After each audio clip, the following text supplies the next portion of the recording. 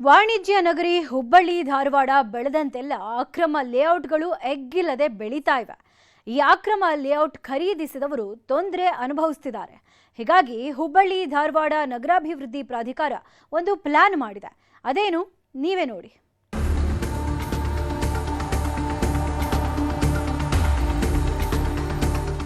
ಹುಬ್ಬಳ್ಳಿ ಧಾರವಾಡ ನಗರ ಬೆಳೆದಂತೆಲ್ಲ ಅಕ್ರಮ ಲೇಔಟ್ ಕೂಡ ತಲೆ ಎತ್ತುತ್ತಿವೆ. ಅಲ್ಲದೆ ಹಲವು ಕಡೆ ಅಕ್ರಮ ಲೇಔಟ್ ಕೂಡ ಆಗಿವೆ. ಈ ಅಕ್ರಮ ಲೇಔಟ್ ಖರೀದಿ ಮಾಡಿ ಮನೆ ಕಟ್ಟಿದ ಮಾಲೀಕರು ಮತ್ತೊಂದು ತೊಂದರೆ ಅನುಭವಿಸುತ್ತಿದ್ದಾರೆ.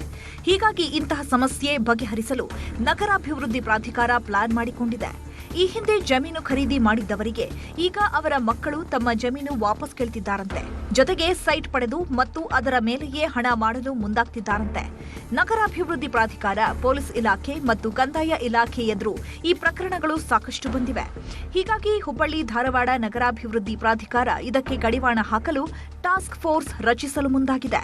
ಅಜ್ಜ ಮುತ್ತಜ್ಜ ಮಾರು ಹೋಗಿರ್ತಾರ, ಈಗ ಮೊಮ್ಮಕ್ಕಳು ಬಂದು ಇಲ್ಲ ನಮ್ಮ ಅಜ್ಜನ ಆಸ್ತಿ ಇದು ನೀವು ಬಿಟ್ಕೊಡ್ಬೇಕು, ಇಲ್ಲಾಂದ್ರೆ ನಮ್ಗೆ ಇಷ್ಟು ದುಡ್ಡು ಕೊಡ್ರಿ ಅಷ್ಟು ದುಡ್ಡು ಕೊಡ್ರಿ ಅಂಥೇಳಿ ಅವ್ರ ಜೊತೆ ನೆಗೋಷಿಯೇಟ್ ಮಾಡುವಂಥ ವ್ಯವಸ್ಥೆಗೆ ಕೆಲವೊಬ್ಬರು ಜನ ಇಳ್ಕೊಂಡಿದ್ದಾರೆ.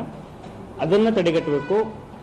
ಅದರ ಜೊತೆಗೆ ಅಕ್ರಮ ಲೇಔಟ್ಗಳನ್ನು ತಡೆಗಟ್ಟಬೇಕು ಅಂಥೇಳಿ ಒಂದು ಟಾಸ್ಕ್ ಫೋರ್ಸನ್ನು ನಾನು ಘಟನೆ ಕಾನ್ಸ್ಟಿಟ್ಯೂಟ್ ಮಾಡ್ತಾ ಇದ್ದೀನಿ. ಇನ್ನು ಈ ಟಾಸ್ಕ್ ಫೋರ್ಸ್ ತಂಡದಲ್ಲಿ ನಗರಾಭಿವೃದ್ಧಿ ಪ್ರಾಧಿಕಾರದ ಆಯುಕ್ತರು, ಪಾಲಿಕೆ ಆಯುಕ್ತರು, ಜಿಲ್ಲಾಧಿಕಾರಿ ಮತ್ತು ಪೊಲೀಸ್ ಆಯುಕ್ತರು ಇರಲಿದ್ದಾರೆ. ಈ ಅಕ್ರಮ ಲೇಔಟ್ ತಡೆಗಟ್ಟಲು ಕೂಡ ಈ ಟಾಸ್ಕ್ ಫೋರ್ಸ್ ತಂಡ ಮುಂದಾಗಲಿದೆ. ಹುಡಾಗೆ ಈಗ ಜಮೀನು ಕೊಡಲು ಯಾವ ಜಮೀನು ಮಾಲೀಕರು ಮುಂದಾಗ್ತಿಲ್ಲ.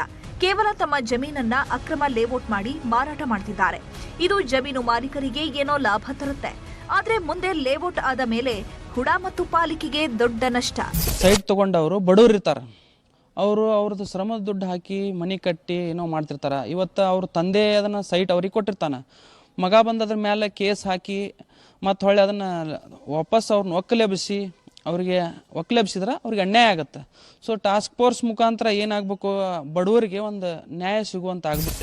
ಒಟ್ನಲ್ಲಿ ನಗರಾಭಿವೃದ್ಧಿ ಪ್ರಾಧಿಕಾರ ಒಂದು ಹೆಜ್ಜೆ ಮುಂದಿಟ್ಟು ಟಾಸ್ಕ್ ಫೋರ್ಸ್ ತಂಡ ರಚನೆ ಮಾಡಿ ಜನರ ರಕ್ಷಣೆಗೆ ನಿಲ್ತಾ ಇದೆ.